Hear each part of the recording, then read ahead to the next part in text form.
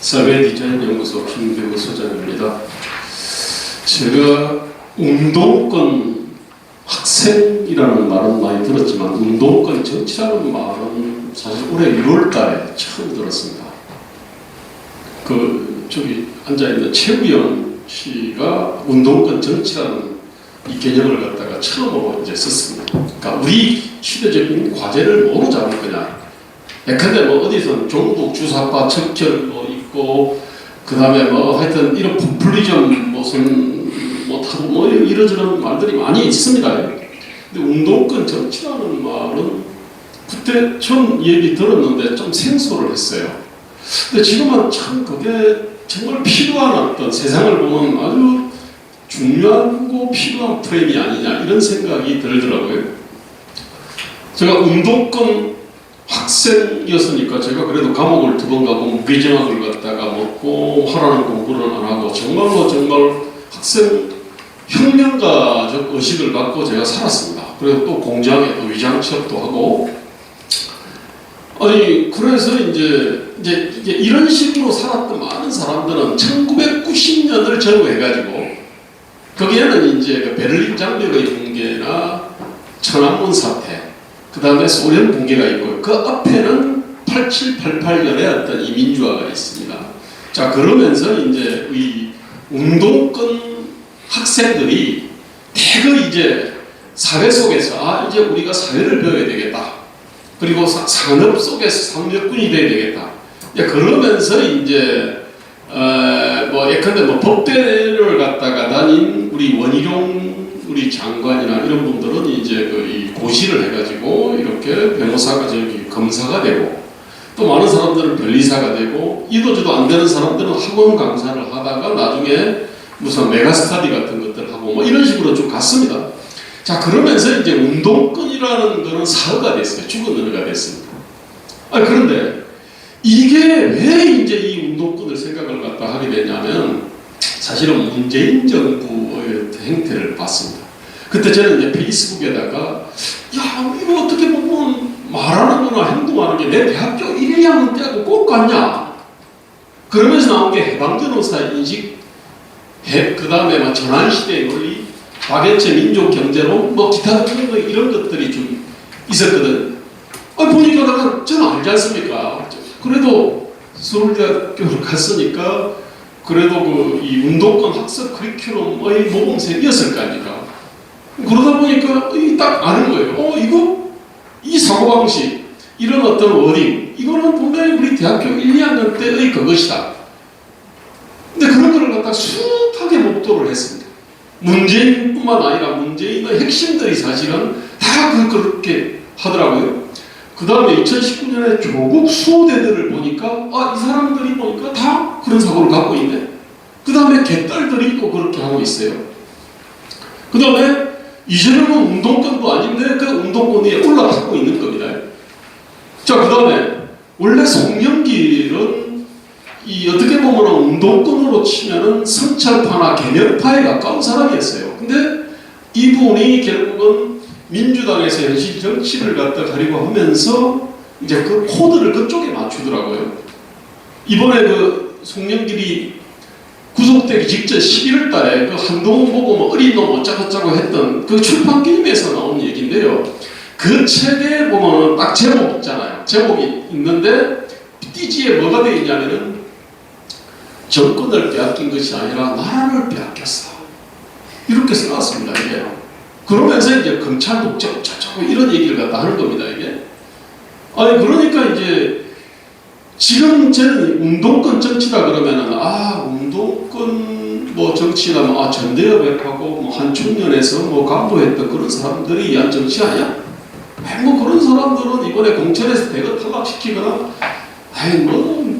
너도 한 10년쯤 있으면은 자연적인 노화로 인해가지고 사라질 거 아니야? 이렇게 생각을 하는 경향이 있는데, 운동권 정치는요, 사실은 운동권식 정치하고 운동권에 의한 운동권을 위한 정치, 이 두 가지가 사실은 중첩이 되어 있습니다.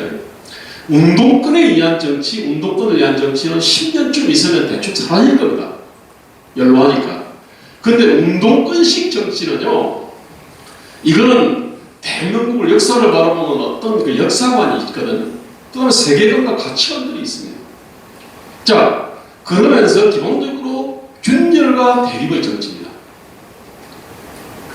그 다음에 부정과 파괴의 정치예요.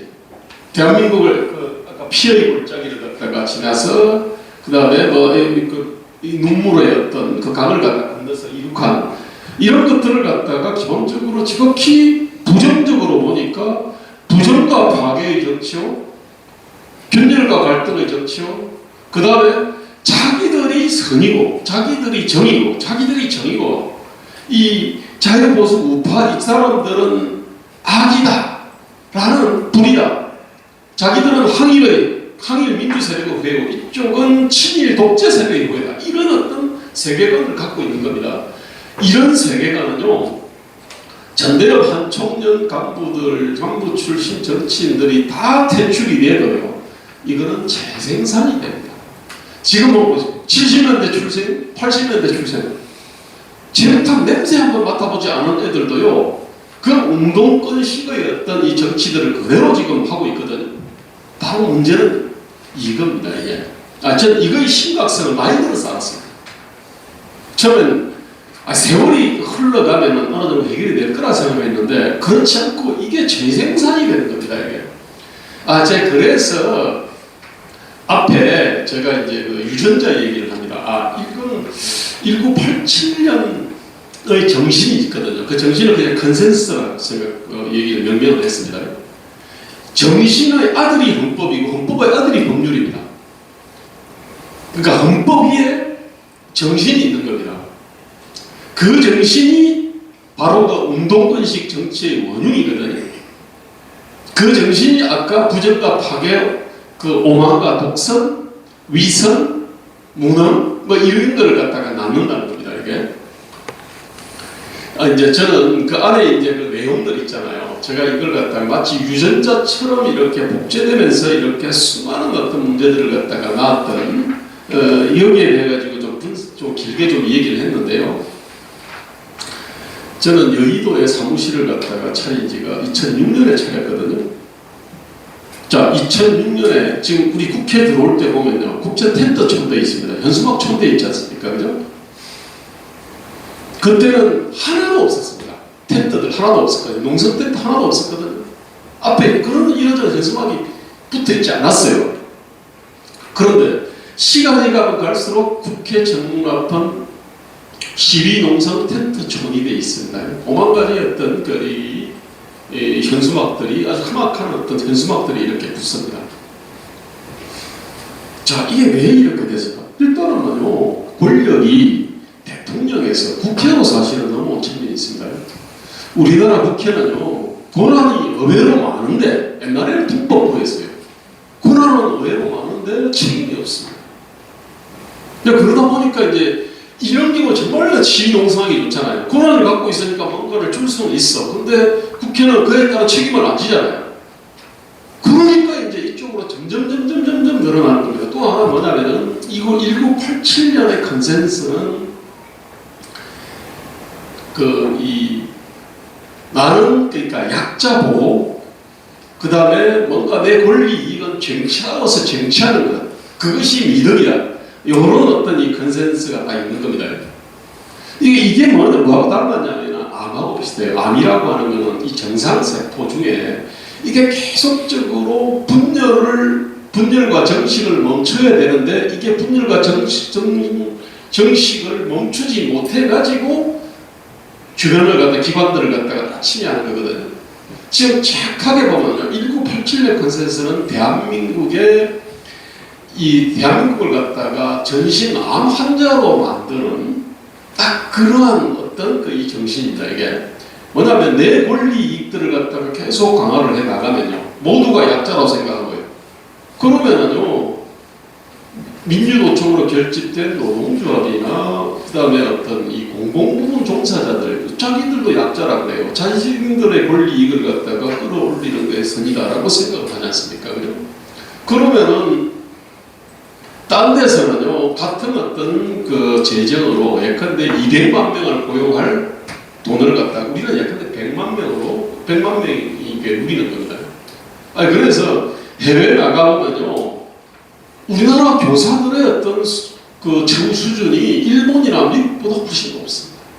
공무원들 처우 수준 훨씬 높습니다. 이제 이런 걸 숱하게 바라보는 겁니다. 자, 그러다 보니까 좋은 일자, 이걸 또 표준으로 생각합니다. 이게 1987년 컨센서스입니다, 이게. 그렇게 이제 표준을 갖다가 엄청나게 끌어올려 놓으니까 이게 정상이라는 수준이 마치 인수공처럼 말입니다. 다른 나라는 마치 남산 구조입니다, 이게.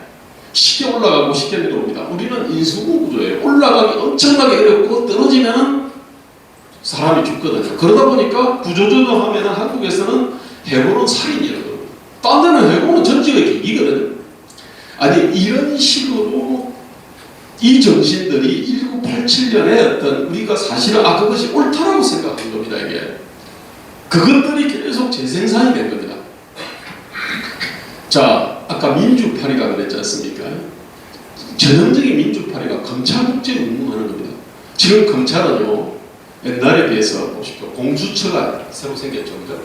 그 다음에 검경수사권 분리가 됐습니다. 그 다음에 여러 가지 어떤 가혹수사 이런 거 다 거의 못합니다. 이제는. 이전에 비교하면 이거는 그야말로 상전백기가 일어났습니다. 그런데 민주파리들은 민주 계속 팔아가지고 재미를 본 사람들 눈에는요, 모든 것이, 망치를 들면 모든 것이 모세의 문제로 보이거든요. 전형적으로 이겁니다. 민주 팔아가지고 재미 보다 보니까 모든 게 민주화 독재 구도로 보이는 거고, 그러다 보니까 검찰 독재 이 프레임이 나오는 겁니다. 한동훈에 대해서도 그걸 갖다가 들이댈 겁니다. 그 다음에 아까 서울의 범도 말입니다. 이 역시도 결국은 어떤 저쪽은 불법 부당한 구테타 세력이고 우리는 정의로운 민주 세력이다. 이 프레임 아닙니까? 그죠? 이런 식으로 민주파리들이 끊임없이 이렇게 되는 겁니다. 자, 그러면서 이제 이 정신을 갖다가 내 권익이 적정한지 우리의 내의 생산성이나 한국 사회의 생산력에 적합한지를 따져묻지 않고 그거를 갖다가 권리 이익을 갖다 쟁취하는 것이 선이고 정의고 당이다라는 생각들, 그 생각들이 국회 앞에 농성 텐트로 만들고, 그 다음 좋은 일자리는 영혼을 팔아서도 취직을 갖다가 하려고 그렇게 하고, 좋은 일자리에 따라서 생기지가 않죠. 그죠? 자, 그러면서 이제 수많은 사람들이 이제 취업 재수 삼수를 해야 될 거 아닙니까? 그죠? 이제 그렇게 되는 거고, 그 다음에 권리 이익 수준을 워낙 높여놓으니까, 이게 자기 정상이 돼야, 정상적인 삶을 살아야 결혼하고 출산하고 할 거 아닙니까? 근데 그 정상 수준을 엄청나게 높여놓으니까 연애를 못하고 결혼을 못하고 출산을 못하고 그러면서 끔찍한 어떤 인구 구조를 가지고 있습니다. 지금 대한민국의 인구 구조는요, 옛날 패스트가 유행했던 시절에는요, 나이 든 사람들이 막 먼저 죽었습니다. 지금은 우리는 거꾸로 돼 있거든요. 유사일에 이런 인구 구조 없어요. 근데 문제는 인구 구조만 이거냐, 기업가 정신 이렇게 돼 있습니다. 산업으로 가는 인재들이 있지 않습니까? 그죠? 인재들도 그렇게 돼 있습니다. 상인 정신, 어떤 상부 정신, 이것도 다 이렇게 돼 있습니다. 이게. 그래서 저는 제목이 1987년 컨센서스와 대한민국의 자살, 이 제목을 달았던 겁니다.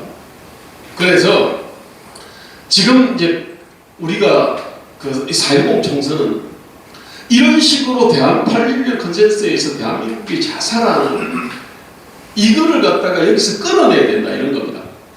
항상 총선이 있으면요, 서로 나는 훌륭한 후보고 딴 사람들은 나쁜 후보다 뭐 그런 얘기 합니다. 그 다음에 서로 상대방이 욕을 하게 돼 있습니다. 그런데 지금은 냉정하게 보면 지난 30년 이 인구 구조로 대표되는, 그 다음에 어떤 일자리 문제로 대표되는 사회의 어떤 경제 저성장으로 어떤 지금 상징되는 이 문제들, 이것이 36년에 걸쳐서 1987년의 컨센서스, 1987년 컨센서스에 이거를 주도했는 게 바로 운동권이거든요. 이 운동권 이념이고요. 그래서 이거를 갖다가 여기서 이쪽에서 끊어내야 된다 이런 얘기입니다. 자, 그래서 저희는 아마 국회에서 무수히 많은 토론대를 갖다 하는데 운동권 정치라는 어떤 이 딱 개념은 여기 오늘 처음 등장했을 겁니다.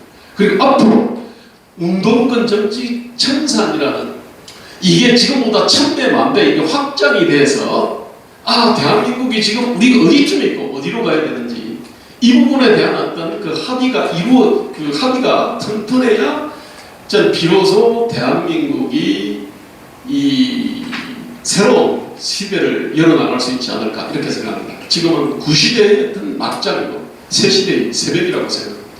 그리고 거기 최대의 장애는 제가 볼 때 운동권 정치입니다. 운동권식 정치와 운동권에 의한 정치입니다. 이게 그래서 저희는 바로 이거를 갖다가 한때는 이걸 갖다가 확산하고 주도를 했던 사람들이기 때문에 이걸 갖다 정확하게 저희는 알 수 있습니다.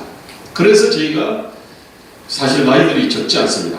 근데 대부분은 왕년에 그 운동권의 어떤 이념적 정책적 행도를 했던 사람들입니다. 개념 원리를 아는 사람들이에요. 노선을 고민하고 노선을 끌었던 사람들이거든요. 그러니까 이제 사실은 그래서 이제는 그 역사적 책임감을 갖고 이 자리에 섰습니다. 한때는 운동권이 저한테는 자부심의 원천이었어요. 지금은 자괴감의 원천이 되어버렸거든요. 내가 이 짓거리 보려고 이렇게 했나. 지금은 자부심과 자괴감이 사회 역사적 책임감으로 만났습니다. 그래서 오늘 이 자리에 섰습니다. 감사합니다.